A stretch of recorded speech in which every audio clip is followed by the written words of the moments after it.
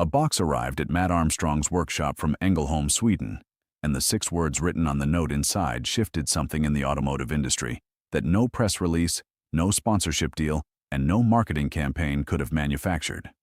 This video covers what Koenigsegg sent, why they chose this exact moment in automotive YouTube history to send it, and whether a Swedish hypercar is heading to the workshop.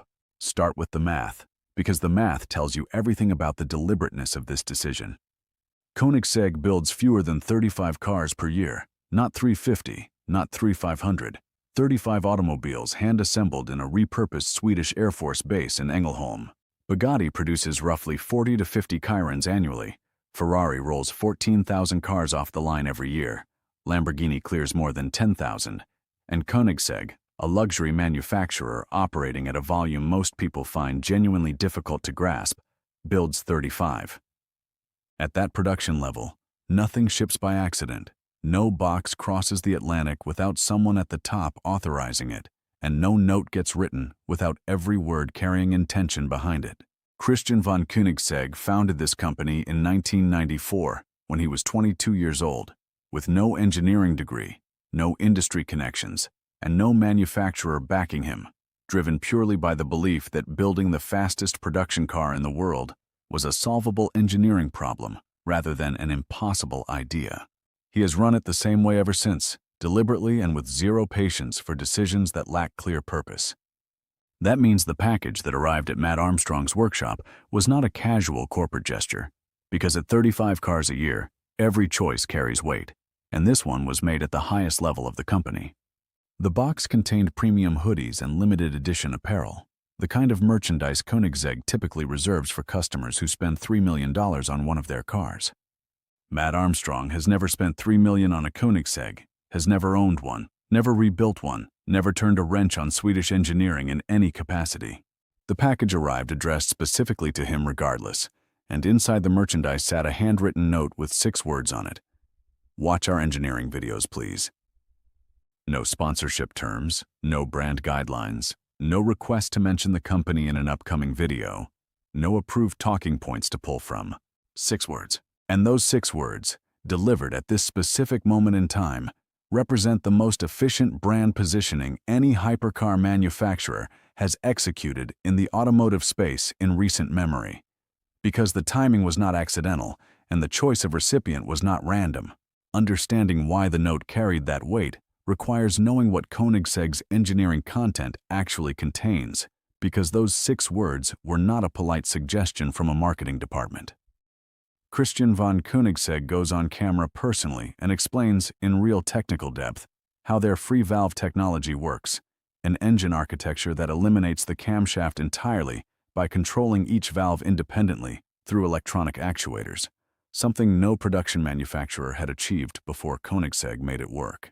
He explains the single-speed direct-drive gearbox, the transmission that conventional automotive engineering said could not cover a full performance speed range, the one Christian decided to build anyway, because conventional wisdom is just an opinion that has not been tested hard enough yet. He documents the engineering failures alongside the solutions, the dead ends that took years to root around, and he does all of it directly to camera with the specific fluency of someone who understands every component they are describing, with no marketing filter standing between the engineer and the audience.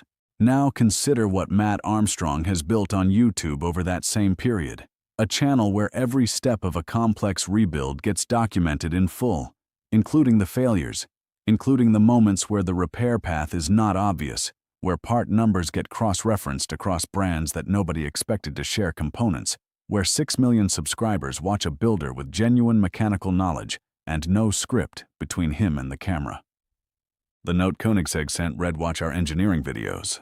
Translated directly, it said, "We think the same way you do." The contrast that gives this package its full meaning sits in what the other manufacturers chose instead. Matt rebuilt multiple Lamborghini Murcielagos and an SVJ, put their engineering in front of more viewers than any official Lamborghini content has ever reached, and gave millions of people a deeper understanding of how those supercars actually work. Lamborghini never sent a note. The Ferrari 296 GTB rebuild documented the software locks, the $18,000 battery, the $30,000 diagnostic tool restricted to authorized dealers only, and put all of it permanently on YouTube for any viewer to find. Ferrari never sent a note.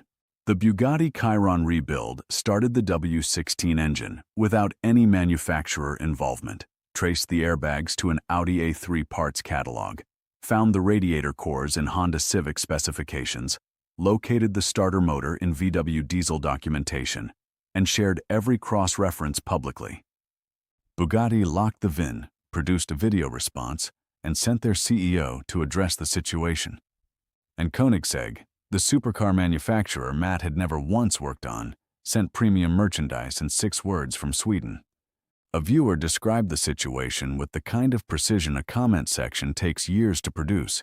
The brands he supported most enthusiastically gave him nothing, and the brand he never touched sent recognition and respect.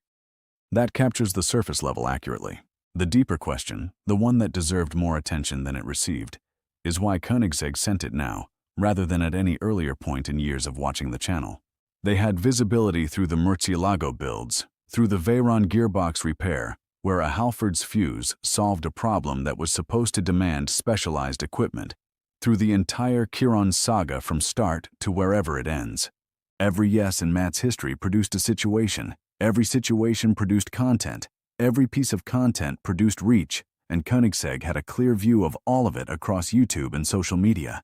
They chose this moment deliberately, after Bugatti locked the VIN, after the CEO video dropped, after the story stopped being about one crashed hypercar and became a global conversation about who controls what you paid for and whether a manufacturer retains authority over your property after the sale is complete.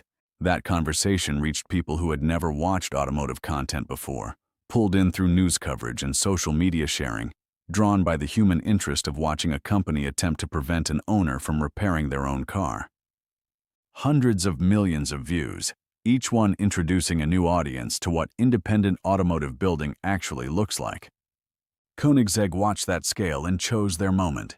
The choice was to position their brand in direct association with the opposite of what that controversy represented, not through advertising spend, not through a campaign, but through a box of merchandise and 6 words sent to the person at the center of the most watched automotive story of 2026. The cost was the price of some hoodies.